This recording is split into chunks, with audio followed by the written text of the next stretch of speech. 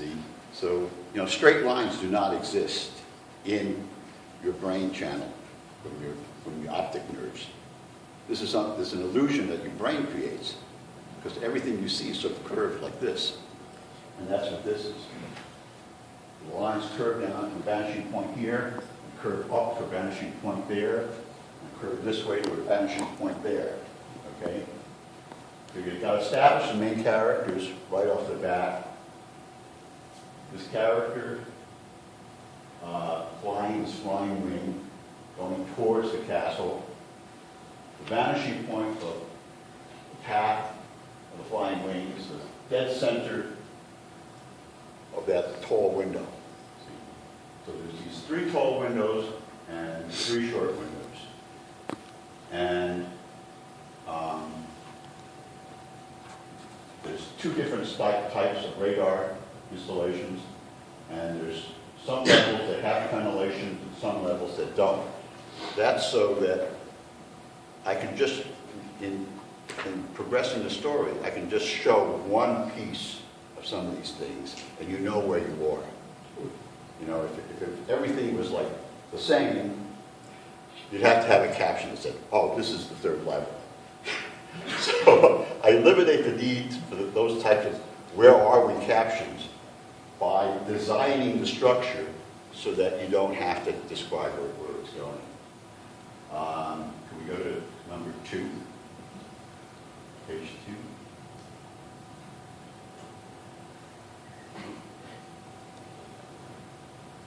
You can just use the left and right arrows and I'll go back between them. Yeah. So if you have slideshows to get full. Now, you notice that in the splash page, the wing is banking to the right. Uh-oh. Oh, go back. Go back. Oh, Nope. no. Yeah. Okay. Wing, okay. So he's banking to the right, and then in this panel, he's turned completely. It's on the slide. So you can go through that angular window. So he's gone through the window and he's like turned around level. Okay, coloring error here. This had to be colored. It was colored in one day by Georgie Lisos. It's supposed to be blue sky in the background in that middle window because You can see it on the one on the right and left. nobody caught that. Okay, so now we see that it's storm shadow and he's got somebody wrapped up in this tarp and he lands. Now here is like some on-the-spot retconning. Nobody knows that because I draw everything and I write everything panel by panel. I don't know what's on page 3 until I get to page 2. So sometimes I have to go back and make little adjustments. But when I drew this stuff, I hadn't counted on having this thing strapped to his back, making it impossible for him to be carrying his sword. So he gets there and he's got no sword. So I solved that by having this guy hand him his sword. Yeah.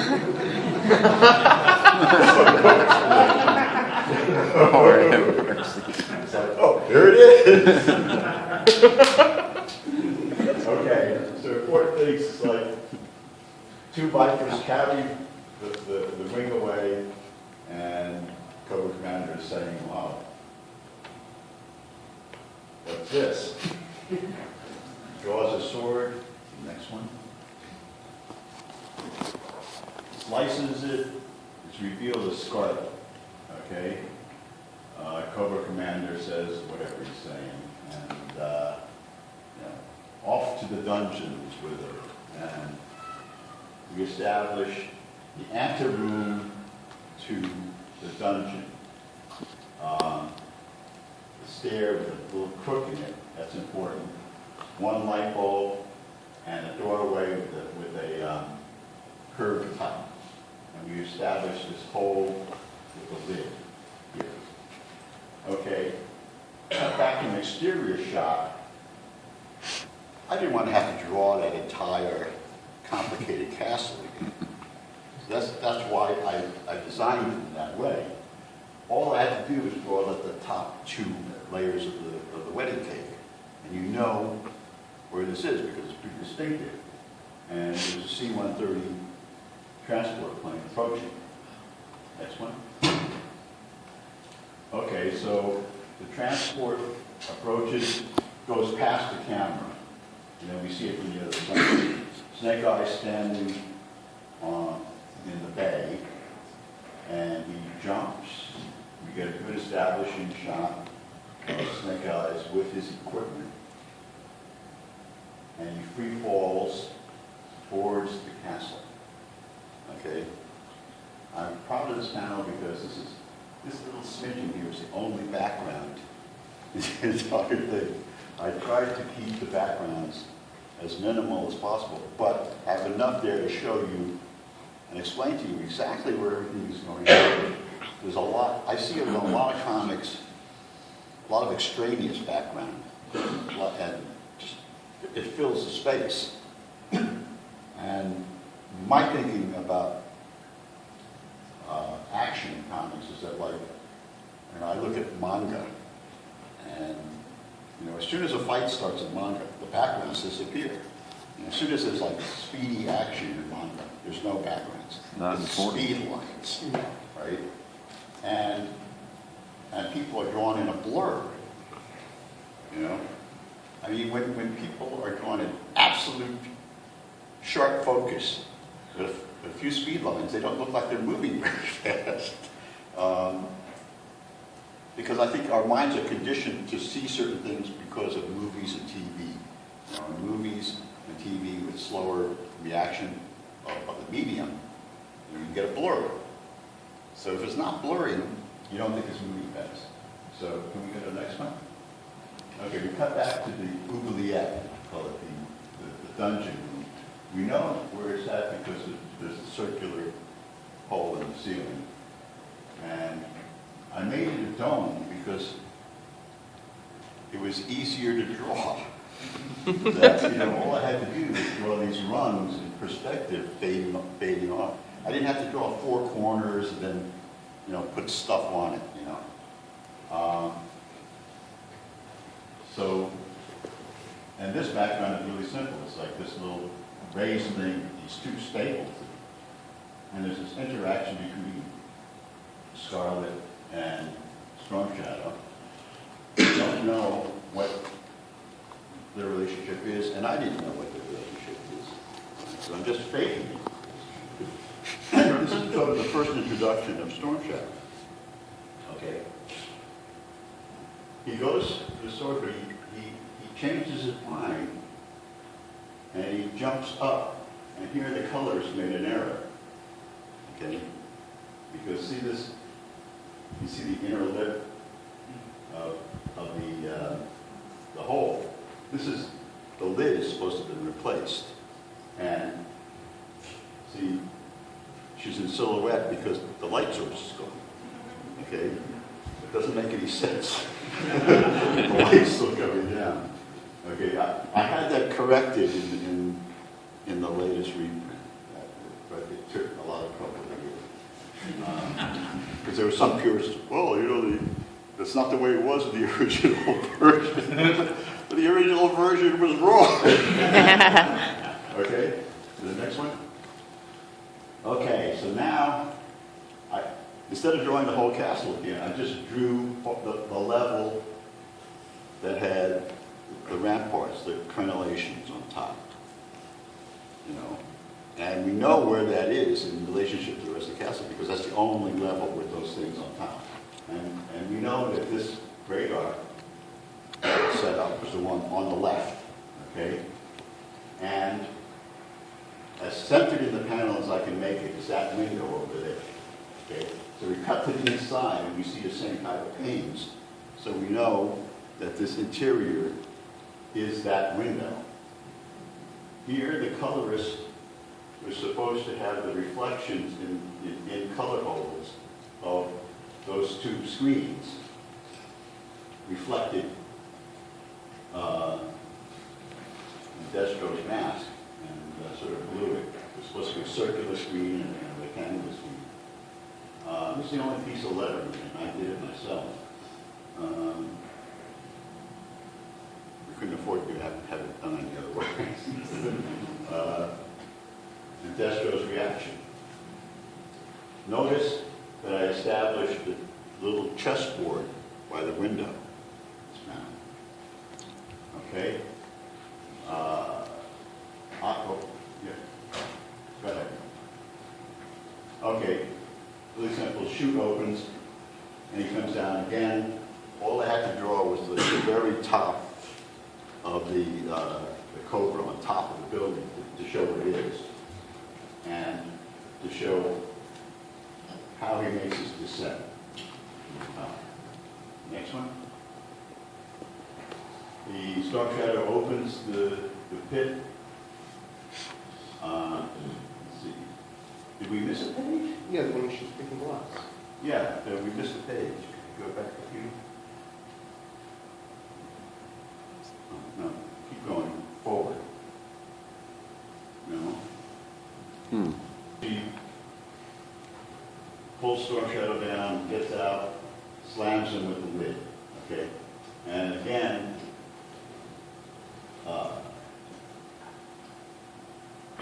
These backgrounds read, but you know, this background literally consists of like 7 lines. You know, the 7 lines been colored in, and this is, you know, intentional design, like designing, you know, backgrounds that are geometric and simplified form, but still, you know, have mass. You know, I cop a lot of this theory from guys like Mobius, who's a master at it. You know, he created these complex forms.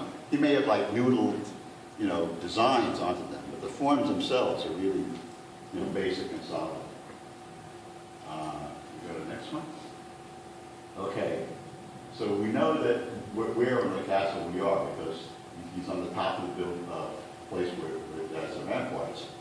Snake Eyes has placed his Uzi on top of one of the ramparts. He's taken out the viper with the night vision goggles. 2 other vipers are coming out from between the pillars.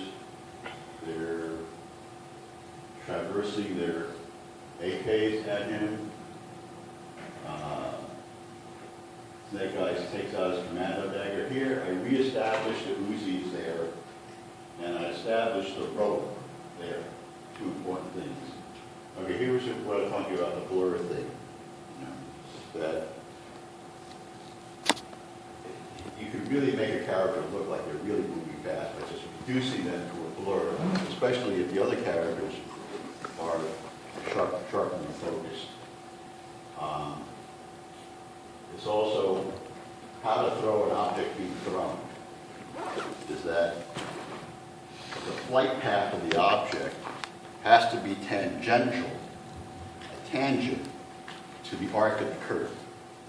You know, I see so many people drawing people throwing stuff. They throw like that, and the object is going at right angles from the curve, which is physically impossible. Some of the best guys I know make that mistake. It's really weird. Neil Adams is the guy that called me on it one day when he saw me doing it. He said, "That's impossible." But he didn't say that as nicely. I sat next to Neil for 3 years at the drawing table next to him. Nobody else wanted to sit there. It was like called the Siege Terrorists.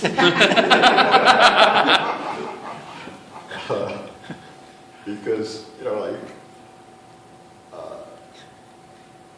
he's critical. And makes no bones about it. He just leads over and says, "Well, that really sucks."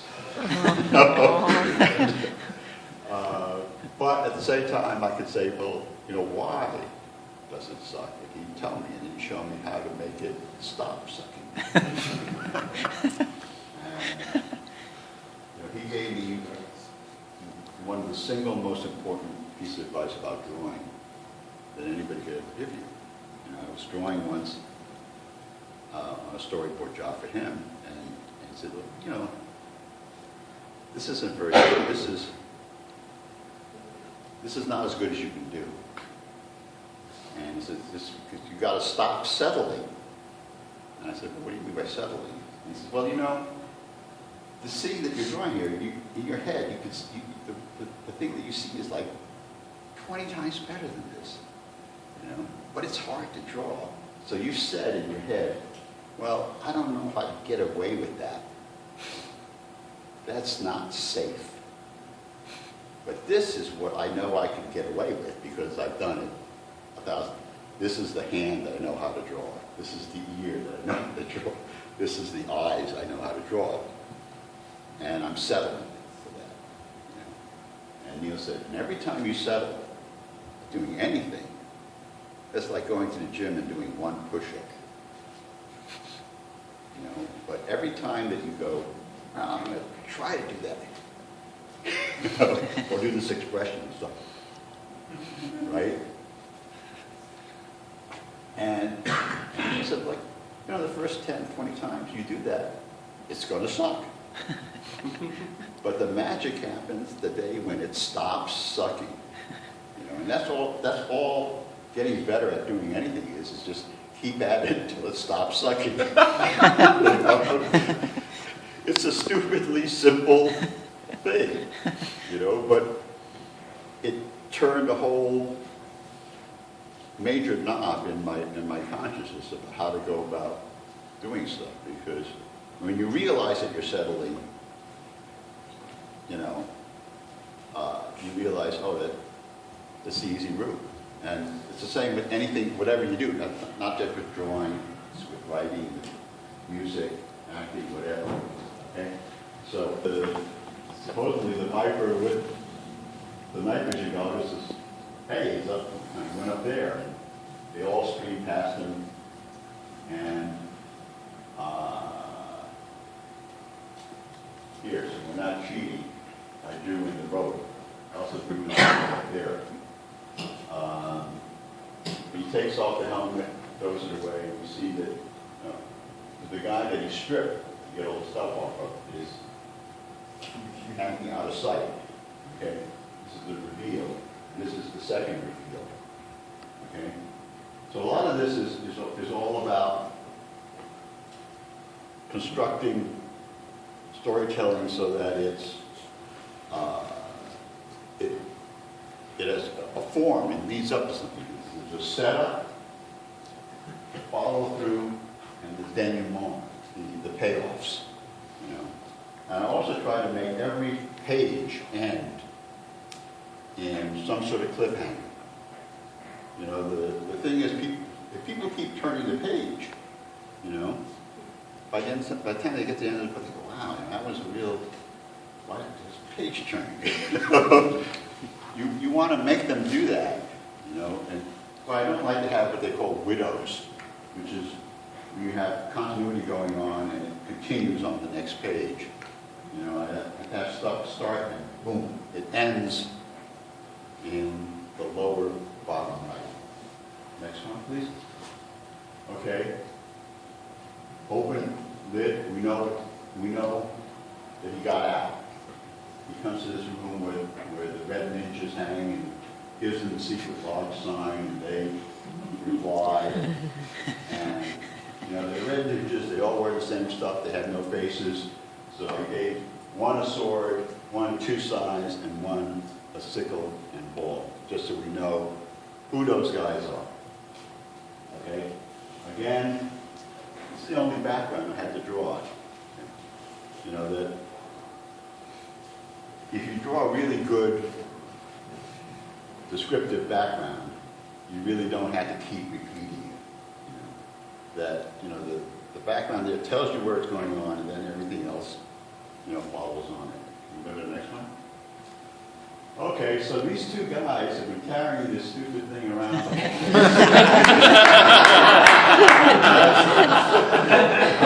Obviously lost. So, you know, so Scarlett realizes, well, these guys are not going to be a problem. So, you know, she comes up behind them, hits them with the chain, knocks them out, requisitions a flying wing, and takes off down the hallway.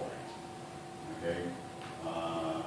Again, I really only had to draw this background twice, and it's completely linear. You know, in fact, traced the first one, like, I said, what the heck? Oh, sure, scratch. The next one. Okay, now Snake Eyes gets to the empty dungeon, and the ninja with the sword attacks him. This was a major mistake that I made, that he's facing this way, that panel, and then he's like turned around when he makes the swing. But nobody would have caught that. So Snake Eyes whacks him, falls, and I like the really sort of nasty violence that sort of happened off panel. You know, what you can imagine happening to this guy's head is a lot better than what I can draw. Go to the next one. Okay, so he's going up those stairs that I established before. It's got a little dip, and the ninja with the two sides is at the top. This is, you know, the bit swiped completely from Raiders of the Lost Ark, but instead of a pistol, he's got a grenade.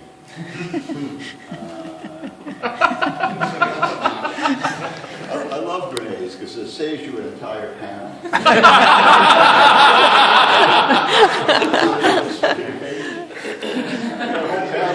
Grenade explosions, like, wow, free art. So I'm showing you his progress going up through the castle. That's the arch doorway that we saw earlier, and then he's coming up towards a doorway that's got a straight top. And behind that trapezoidal doorway is the ninja with the sickle and storm shadow. So, you know, I like to get up and actually go through the actions to see if they actually sort of work. I know a lot of people, they just draw it, you know, and it's like, what the heck happened there?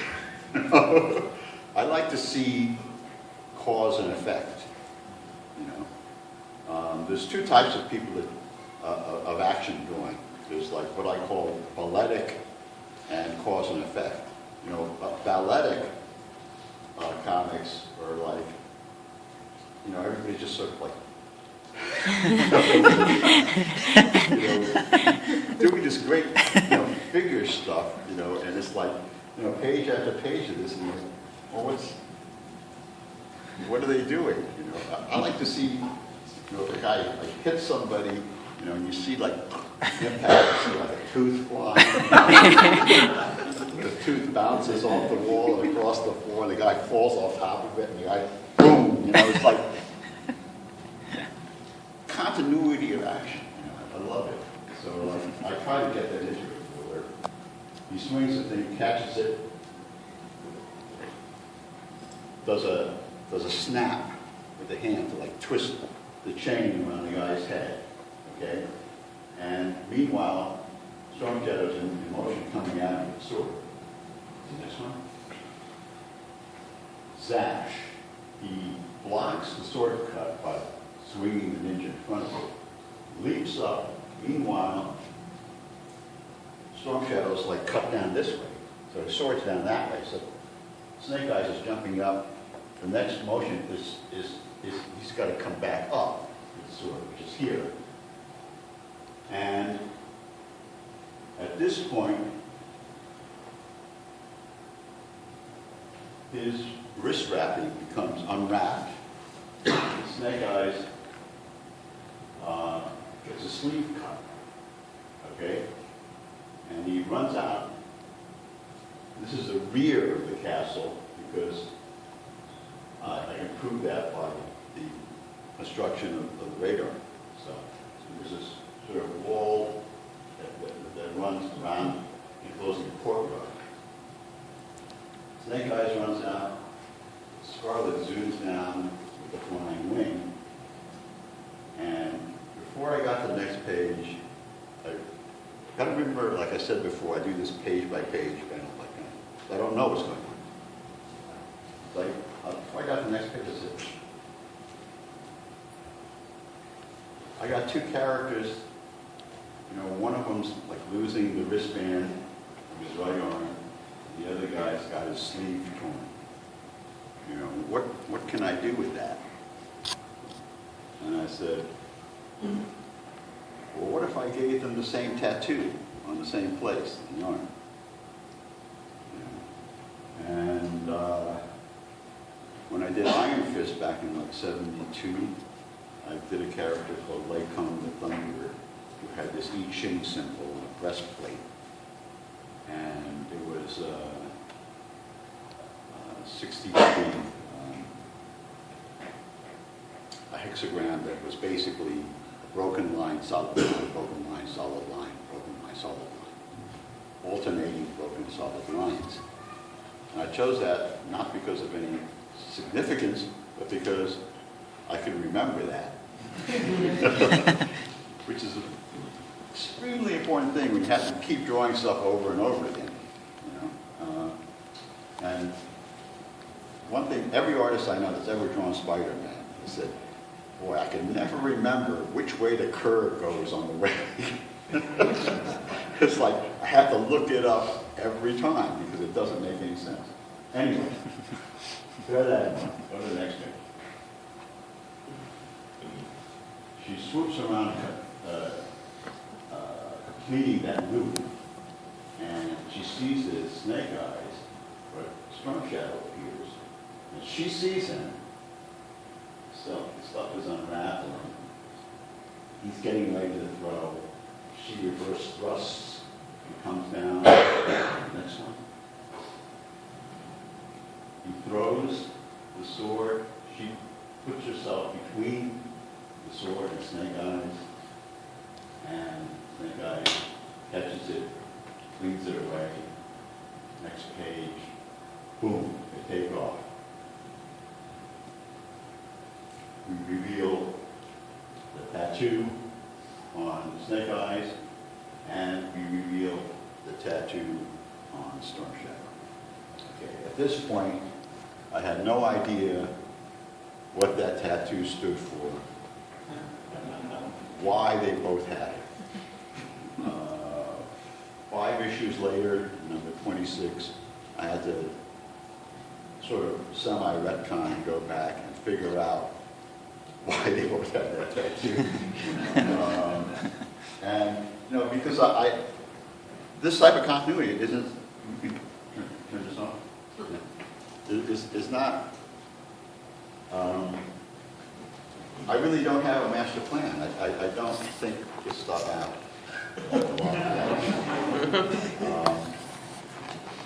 What I do is I concentrate on the characters, and I try to nail down the characters as solidly as I can and make them stand up and walk around. A lot of them are based on people I actually knew. That way I can keep it very straight. I made a mistake recently where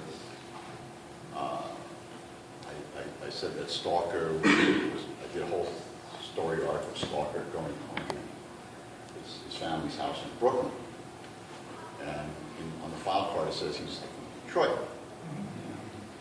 Well, the thing was that I based Stalker on a guy I knew named Ed Davis, who did 2 tours as a lurk in Vietnam. And he was from Brooklyn. And his family was exactly like this family. And so sometimes I get those things confused. But, the reality is always the reality. A couple of years ago, I had lunch in Dallas with my friend Bart, who I based Wild Bill on. He still looks like Wild Bill. He's got this mustache and he's got the shave. But he's a lawyer in Texas. And for years I couldn't understand people coming up to me saying I look like Wild Bill. You had no idea what was going on. So finally I sent him a helicopter and a figure. Oh, okay. But I think the characters are much more important to me than the the structure of the plot. You know, I tell people a lot, look, you know, I've watched every single Harry Potter movie and I've read all the books, you know, and I don't read the next, I never read the next one because I said, wow, the plot of the previous one is so killer. I couldn't even remember the plot, you know. I've seen those movies a number of times and I've read the books, and I can't remember the plot of any given book or story, you know, but I can tell you who those people are. And I, you know, you come back to those things because you like to, those characters, and you like to hang out with those characters. You know, when I was an editor at Marvel, I would tell my my writers, I said, well, like, you read Peanuts? And they said, yeah, I've been reading Peanuts all my life. I said, tell me what happens in a single Sunday episode. Well, Lucy's got this football. You know, just something. And she like takes the football away, and Charlie Brown like falls on his back, and then I said, yeah, but what was the joke? What was the gag? Well, she pulls the football. I said, yeah, that's just physical action. What was the actual gag? Not a single one could come up with it. You know, and I said, you can't name a single episode and tell me what happens in it. But if I asked you to write a one-page psychological profile of Lucy Van Pelt or Schroeder or any of these characters, you could, because you know these characters as people, and you've learned about them the way you learn about real people, incrementally, a little smidgen every day over a long period of time. Whatever the fantasy was the camaraderie. I think that's what comes across.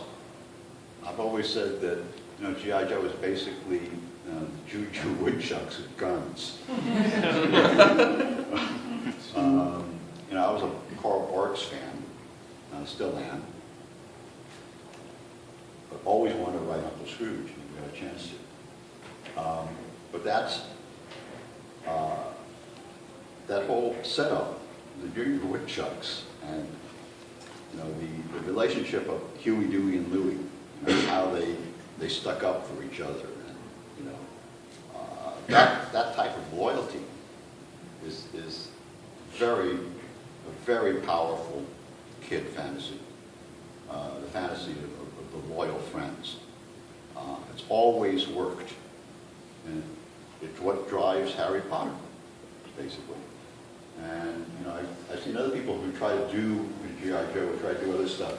They go, they're not getting the point. You know? Well, it should be more about realistic military action. You know? Well, you know, what does that mean? You know, if I told you guys what really happened in the military, you know, you either would not believe it, or you know, think I'm making it up, or it would be unexplainable to most people. You know? Because real war stories don't have beginnings, middles, and ends. They only mean stuff to other soldiers. You know, it's like the old story of the guy that comes to a new unit. He says, you know, he comes to a work unit, he says to the first shirt, so, well, you know, I've been having beers, and so, well, tell me a war story. The guy looks at him and says, well, 2 weeks ago, Bravo team went out, and we lost contact with them after 3 days. And that was that. They didn't come back. The guy says, well, that's the whole story. You know? And the guy says, what more you need to know? You know, that most stories like that are dependent on the audience having, you know, the knowledge to insert to fill in the details, you know. A soldier can tell that story to another soldier, and they don't have to say anything else. You know, they understand the impact. That's not what I was trying to do with the G.I. Joe material. I was trying to show the aspects of the military that I thought were important to know about. You know, that even if you have a really bad time, the people you meet and the camaraderie and the relationship that you have will never be repeated. That you go to a civilian job, you know, occupation, and that sort of camaraderie and respect and you know, duty is just sort of unheard of. You know, that in Harvard Business School, they don't teach you that the chain of command runs both ways. And the chain of command running both ways is a very important part of the military. That if you're, you know, an E4, you're responsible for the E1 and E2 and E3s that report to you.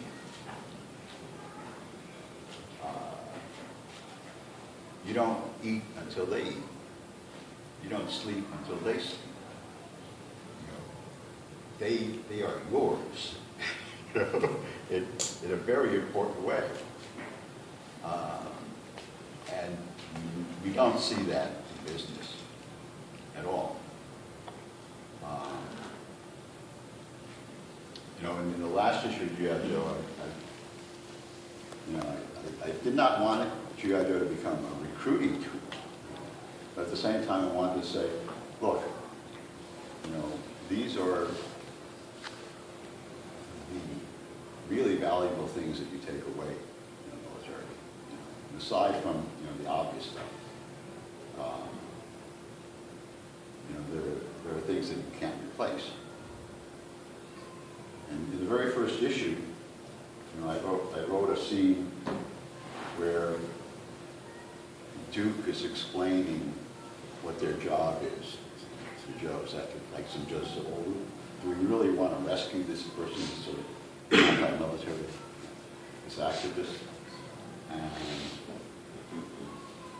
I originally had Duke saying, well, your job as a soldier is to do the unspeakable and then be forgotten, period. And the editor thought that was, so he excised that and replaced it with 2 balloons of very sort of flag-waving, jingoistic stuff that I always never said. And I had to live with that for like 30 years. But now I'm saying, what the heck?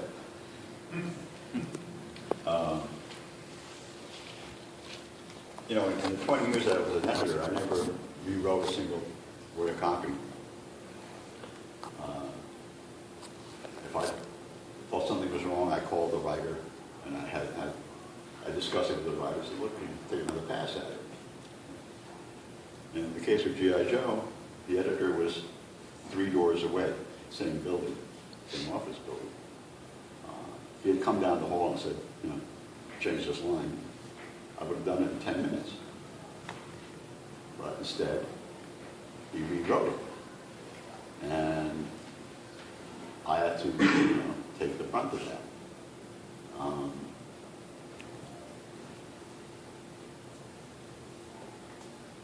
That's all I have to say. Thank you for being here.